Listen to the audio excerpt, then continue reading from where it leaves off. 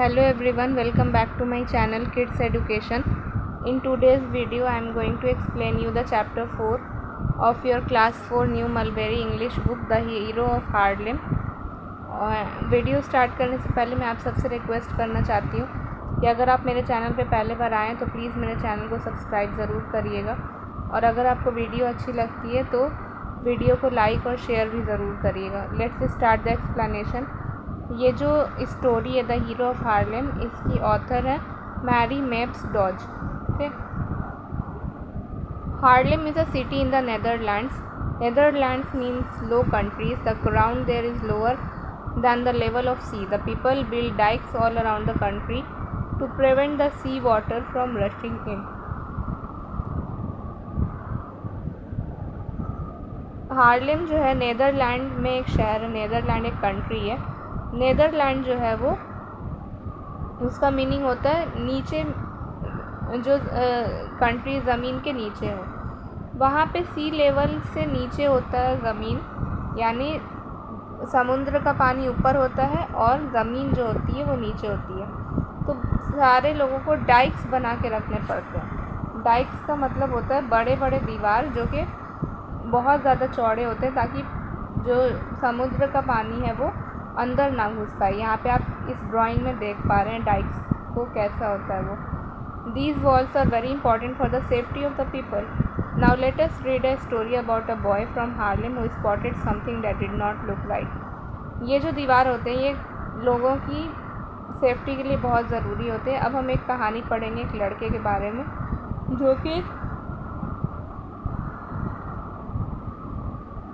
जो कि हार्लेम से है, जिसने कुछ ऐसा देखा जो कि ठीक नहीं था. Many long years ago, in the city of Harlem, there lived a very kind boy named Hans.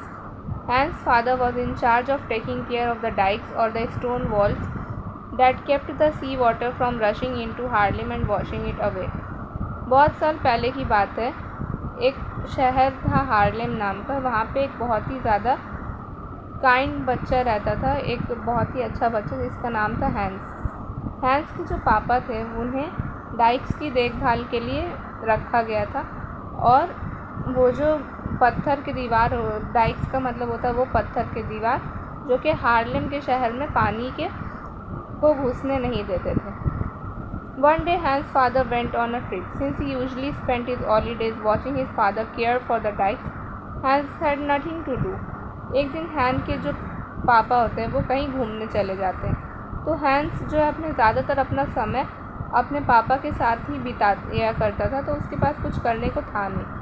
I am going to bake some bread and a few cakes, said Hans' mother. Why don't you take some to old Mr. Jansen this afternoon? तो hence की mummy उससे बोलती है कि मैं आज एक थोड़े से ब्रेड और कुछ केक्स बनाऊंगी, क्यों ना तुम मिस्टर जैनसन को वो दोपहर में जाकर पहुंचा दो. Hans happily agreed even though it was a rainy day. Mr. Jansen was an elderly man whose eyesight was failing. He had no family to care for him, and he lived alone with his pet dog Alphonse. Hans' mother often helped him with his household chores. Hans खुशी खुशी मान जाता है. हालांकि वो एक बारिश का दिन होता है. मिस्टर जैनसन एक बूढ़े से आदमी थे जिनकी जो आँख की रोशनी थी वो धीरे धीरे कम हो रही थी. उनके पास ख्याल रखने वाला कोई भी परिवार नहीं था, और वो अपने पेट डॉग अल्फोंस के साथ अकेले रहा करते थे. इसीलिए हैंस की मम्मी उनका ख्याल रखती थी और उनकी मदद भी कर देती थी घर के कामों में. In the afternoon Hans mother packed a basket of cake and bread for mister Jansen. We will have dinner at 6 o'clock, so come back before that, she said as she gave Hans the basket. I won't be late, replied Hans. तो दोपहर जब हो जाता है तो hence की mummy एक basket में केक और ब्रेड मिस्टर जैनसन के लिए पैक करके हैंस को थमाती है और बोलती है कि हम 6 बजे शाम को डिनर करेंगे, इसलिए तुम उससे पहले ज़रूर वापस आ जाने. और वो हैंस को वो बास्केट पकड़ा देती है. तो हैंस रिप्लाई करता है कि फ़िक्र मत करिए, मैं ज़रूर टाइम से आ जाऊँगा. It was a long walk to Mr. Jansen's house. It lived at the edge of the town, close to the dikes. The spring rain had been much heavier than usual, pouring down hard each day and night. While the wind turned the windmills and the rain watered the tulips, the strained and swollen dikes kept filling, worrying Hans as he passed. तो mister Jansen के घर तक पहुंचने का रास्ता बहुत लंबा था। वो शहर के बिल्कुल दूसरे किनारे पे रहते थे, डाइक्स के करीब। तो जो बारिश हो रही थी वो बहुत ज़्यादा हो रही थी और हवा से जो है विंड मिल्स जो है वो टर्न हो रहे थे और ट्यूलिप्स के ऊपर भी बारिश का पानी गिर रहा था। लेकिन हैंस को एक चीज़ परेशान कर रही थी कि डाइक्स का क्या होगा, क्योंकि डाइक्स जो है वो उनके ऊपर बहुत ज़्यादा प्रेशर पड़ रहा था। The hard rain pelted him and the piercing cold wind stung his cheeks, but he pressed on, keeping his head down, hunching his shoulders and pulling his coat tight about him. तो बहुत ही ज़्यादा तेज़ बारिश हो रही थी और हवा भी बहुत ठंडी थी, जो कि जिसकी वजह से उसे गाल में भी बहुत ठंड लग रही थी। लेकिन उसने हिम्मत बांध के रखा था और उसने अपने सर को झुकाया हुआ था, अपने शोल्डर्स को भी बिल्कुल अपने तरफ किया हुआ था और अपने कोट को भी टाइटली पकड़ा हुआ था। Who will take care of the dikes if something goes wrong while father is away? Wondered Hans. तो हैंस ये सोचकर परेशान होता है कि पापा तो यहाँ पर नहीं है, अगर डाइक्स के साथ कुछ भी गलत होता है तो कौन ख्याल करेगा। Hans reached Mr. Jansen's house with the basket of goodies. Mr. Jansen was delighted that Hans had come to visit him. Sit down, my lad, the old man said. Hans जो है मिस्टर जैनसन के घर पहुंचता है अपने उस basket को लेके। मिस्टर जैनसन उसे देखकर बहुत खुश हो जाते हैं कि हैंस उनके पास उनसे मिलने आया है। तो वो उससे कहते हैं कि तुम बैठ जाओ यहाँ पर। Mister Jansen enjoyed telling Hans stories about how things were long ago, and the boy loved to listen to him. The old man and the boy talked and talked. They shared the cake and bread. Minutes turned into hours. Suddenly Hans looked at the clock. Mister Jansen को hence को कहानियाँ सुनाना बहुत ज़्यादा पसंद था कि पुराने ज़माने में चीज़ें कैसी थीं, और हैंस को उन कहानियों को सुनना भी अच्छा लगता था। तो मिस्टर जैनसन और हैंस जो है वो बातें किए गए। उन्होंने उस केक को भी शेयर किया और ब्रेड को भी। तो जो समय जो था वो बहुत ज़्यादा लंबा गुजर गया और हैंस अचानक से घड़ी की तरफ देखता है। It's past 6 o'clock, he exclaimed. I won't reach in time for dinner. Mother will be waiting for me.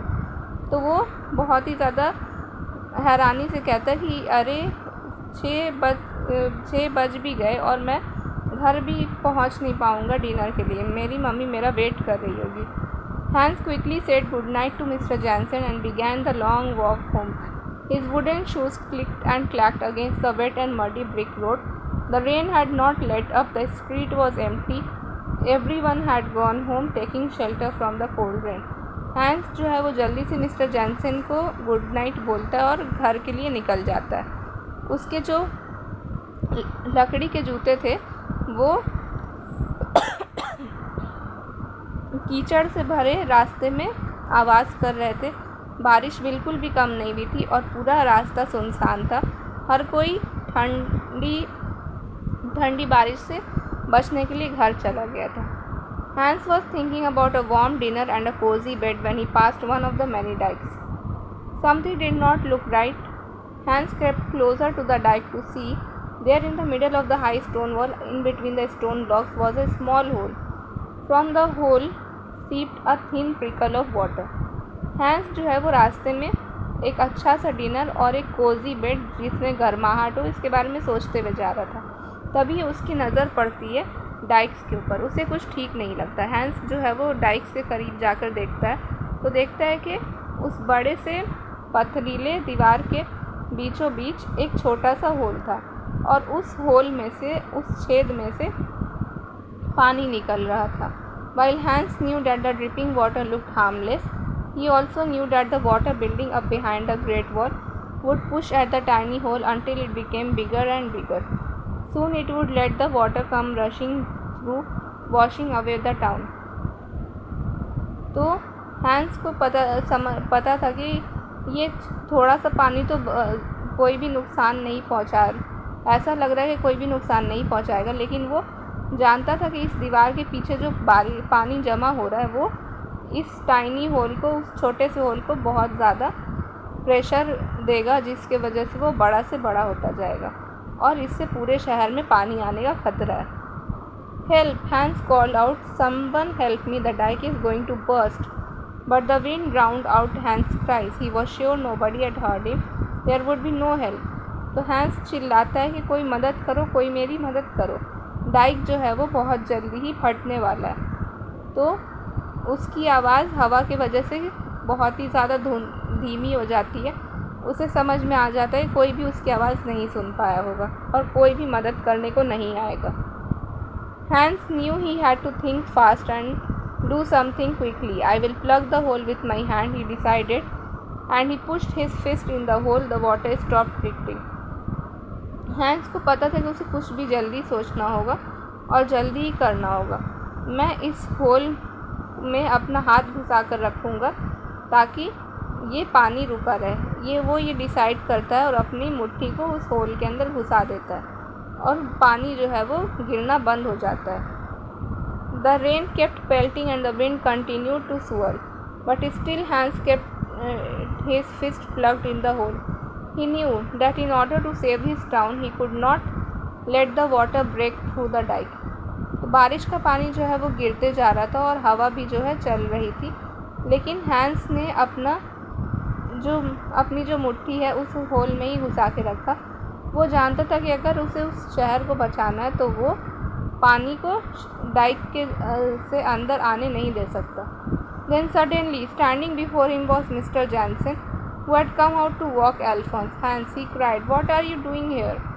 अचानक से उसके पीछे मिस्टर जैनसन आ जाते हैं, जो कि अल्फोंस को वॉक पे घुमाने के लिए लाए थे। तो वो चिल्लाते हैं, हैंस तुम यहाँ क्या कर रहे हो? There is a leak in the dike, cried Hans. Please hurry and get help.